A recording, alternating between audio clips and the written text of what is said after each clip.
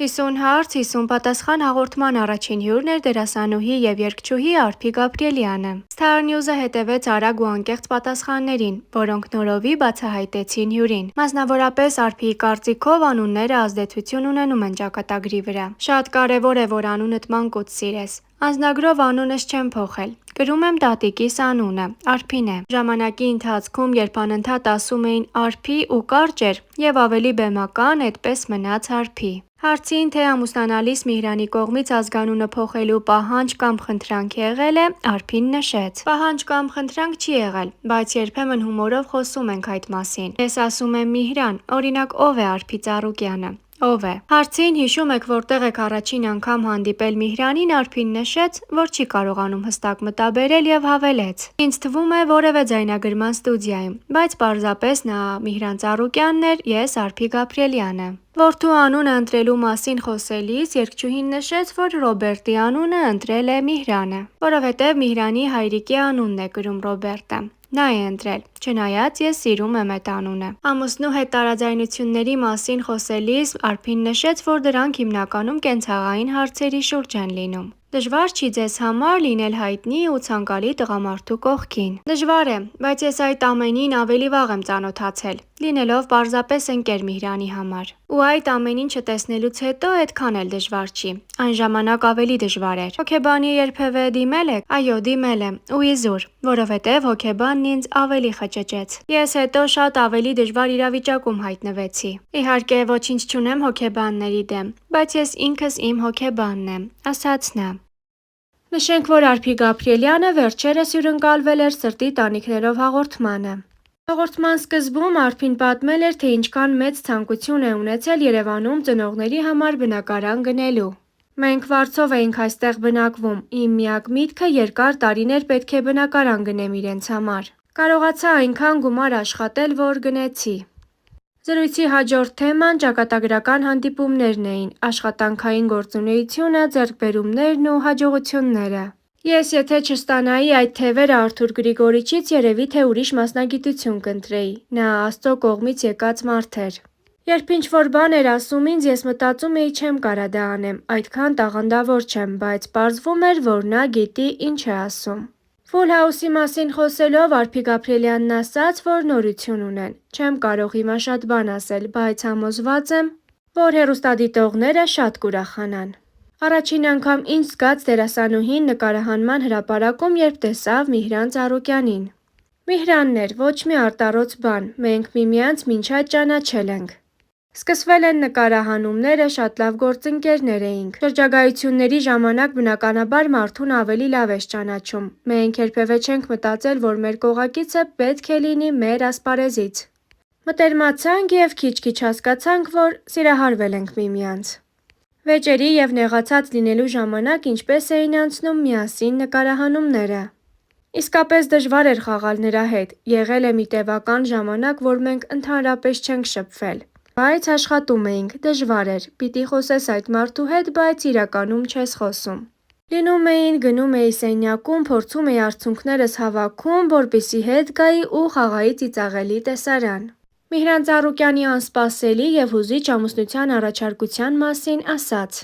Դա իսկապես ինձ համար անակնկալ էր, սրտիս խորքում շատ սպասված, բայց անսպասելի։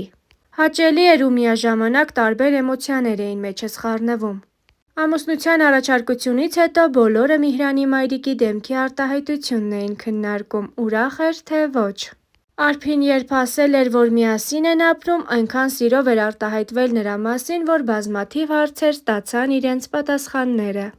Արփի Գաբրիելյանին հարցազրույցներից մեկի ժամանակ հարցրել են. Արփի, տարիներ առաջ գործունեությունդ սկսեցիր որպես երգչուհի, հետո եկար հեռուստատեսություն որպես հաղորդավարուհի։ Կարծես երկրորդ պլան մղվեց երգչուհու և հաղորդավարուհու աշխատանքներդ, ի վերջո որ աշխատանքն է քեզ ավելի շատ դուր գալիս։ Ինձ համար թատրոնը, կինոն, հեռուստատեսությունը և երգարվեստն իրարից անբաժանելի մասնիկներ են։ Յուրաքանչյուրի մեջ կարողանում եմ ինձանից ինչ-որ բան ներդնել։ Երբևէ չեմ տարանջատել դրանք, թե սովորելու, թե աշխատելու ընթացքում յուրաքանչյուր բնագավառին տրամադրել եմ ժամանակ և զբաղվել պրոֆեսիոնալ։ Ինձ համար բարդ է տարանջատելը, սակայն եթե ընտրության առաջ կանգնեմ, երևի թե կընտրեմ դերասանական արվեստը։ քանի որ այս բնագավառում ես ինձ շատ լավ եմ զգում։ Ասում են մարդ պետք է ընտրի այնպիսի աշխատանք, որ ոչ մի օր չաշխատի, ես իսկապես չեմ զգում, որ աշխատում եմ, անկախ նրանից, թե գրաֆիկս որքան ծանրաբեռնված է։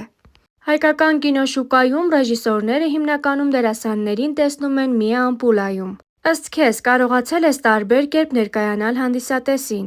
Կարծում եմ դեռ ոչ, ես մեծ սիրով կհամաձայնեի խաղալ մի դեր, որն ամբողջությամբ տարբերվում է մինչև այս խաղացածս դերերից։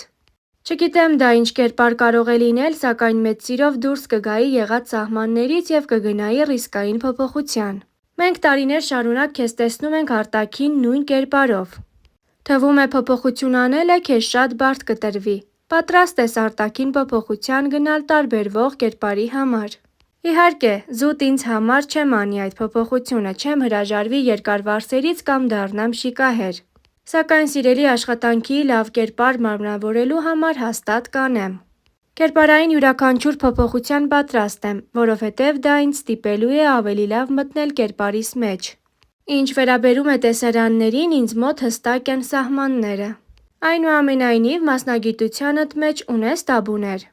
Մենք ծնվել ենք հայ ընտանիքում, ապրում ենք Հայաստանում, իհարկե տաբուներ կան։ Ճիշտ չեմ համարում, երբ ասում են, եթե ընտրել ես այս մասնագիտությունը, պիտի ամեն ինչի պատրաստ լինես։ Կան տաբուներ, որոնք հայերիս են հատուկ, ես չեմ կարող դրանք անտեսել, եթե նույնիսկ լինեմ այլ շուկայում։ Քեզ տեսել ենք բաց հագուստով, ժամանակին աչքի էիր ընկնում շատ կարճ զգեստներով։ Scotch and Whisky ֆիլմում ունեցել ես մերկանալու տեսարան։ Սակայն այդ ամենը ներկայացվում էր որոշակի շղարշով, մերկանալու տպավորությունը կար, մերկությունը ոչ։ Տաբուներդ լրիվ բաց տեսարաններում նկարահանվելու հետ են կապված։ Ես գիտեմ, որ չեմ զգա դա, իսկ եթե չզգամ, անիմաստ է սուտ անելը։ Հոգեբանական առումով ես հասել եմ այն հասունությանը, որ հստակ գիտեմ ինչի եմ պատրաստ, ինչի ոչ։ Զույգը եղել էր Հերմինե դիալոգ հաղորդման շրջանակներում, հարց, որը Հերմինեին ամենաշատն էր անհանգստացնում։ Ես շատ հաճախ վերջերս լսում եմ եռակողմ սիրային պատմությունների մասին հենց Հայաստանում, և հիմնականում էպիկենտրոնը տղամարդիկ են լինում, որ ունեն կին, ընտանիք, բայց մեկ էլ իմանում ես իրենց կողքին ունեցել են ինչ-որ մեկին։ Արդյոք տղամարդու բնույթն է էդպիսին։ Միհրանը հարցի շուրջ խոսելով մեկնաբանեց այսպես. Բոլորի մոտ չի էդպես, եթե էդպես վերցնենք, շատ աննորմալ երևույթներ կան։ Ես էլ եմ լսել, որ երկար տարիներ ընտանիքի հետ համատեղ սիրուհի է ունեցել։ Չեմ պատկերացնում նման բան։ Երևի թե ամուսնացել եմ այն տարիքում, հասկանալով ու քաջ գիտակցելով ուր եմ գնում։ Եթե ավելի երիտասարդ տարիքում ամուսնանայի, կարծում եմ կարող է չստացվեր, կարծում եմ դա լինում է շտապելուց և չգիտակցելուց։ Ես միշտ ասում եմ, պիտի մարդ մի քիչ աչքը տեսած լինի։ Ուղիղ եթերից հետո, երբ բոլորով հայտարարությամբ հանդես եկան Full House-ի նորության մասին, երկրպագուների հետաքրքրության ալիք բարձրացավ։ Քննարկման արժանացավ Full House-ի տարաձայնությունների թեման։ Արփին փաստեց, որ ինքն ու Միհրանը երբևէ չի եղել, որ խոսել են որևէ մեկի մասին Full House-ից և առհասարակ, բայց հակառակը եղել է։ Միհրանի խոսքով էլ տարաձայնություններ եղել են, սակայն չպետք է դրանց մասին խոսել եթերով։ Զույգը շատ դժվարությունների միջով է անցել, և Արփին իր հարցազրույցներում շատ է նշել այս մասին, սակայն ճակերտները չի բացել երբևէ։ Ես շատ հարցերում հնարավոր է այլ պատկերացումներ եմ ունեցել, եղել եմ ինքնուրույն, միայնակ և դժվար էր անցումը։ Միհրանը եկել է իմ կյանք փորձելով իմ վրայից շատ բան վերցնել, ի ուրախություն ինձ իր տեսակի տղամարդ է ինձ հանդիպել։ Երբ սկսեցինք աշխատել մի տևական ժամանակ, մենք գործընկերներ էինք և ես հասկացել էի, որ նա շատ աշխատասեր է և հումորով։ Նա տարբերվում էր նրանով, որ լինելով երգիչ, արտիստ, դերասան, ապրում էր հասարակության մոտ, իրականության մեջ, կյանքի մարդ։ Միհրանի այն գծերից մեկը, որը իմ նյարդերին ազդում է, նրան ամեն ինչ պետք է ես հիշեցնեմ, բզեմ։ Մնացած առումով մենք իրար վաղուց հասկացել ենք։ Թանկարժեք նվերներ սիրում է արդյոք անել Միհրանը։ Չուզեցավ այս մասին խոսել և հումորով Արփիին էլ հորդորեց լռել, որ չհայտարարագրի։ Ռոբի մասին խոսելով Միհրանը նշեց. Ռոբի համար աշխարհը մի կողմ, մաման մի կողմ։ Լինում ա, որ ասում եմ բա ես, բա պապան, չի նեղացնում իհարկե։ Ինձ թվում ա քիչ են լինում տենց արտահայտվող երեխաներ, անընդհատ սիրո խոստովանություններ է անում։ Հաղորդման վերջում ավանդական հարց, իսկ երկրորդը չեք ուզում ունենալ։ Ռոբին քույր կամ եղբայր պարգևել, Արփին կարճ պատասխանեց՝ անպայման։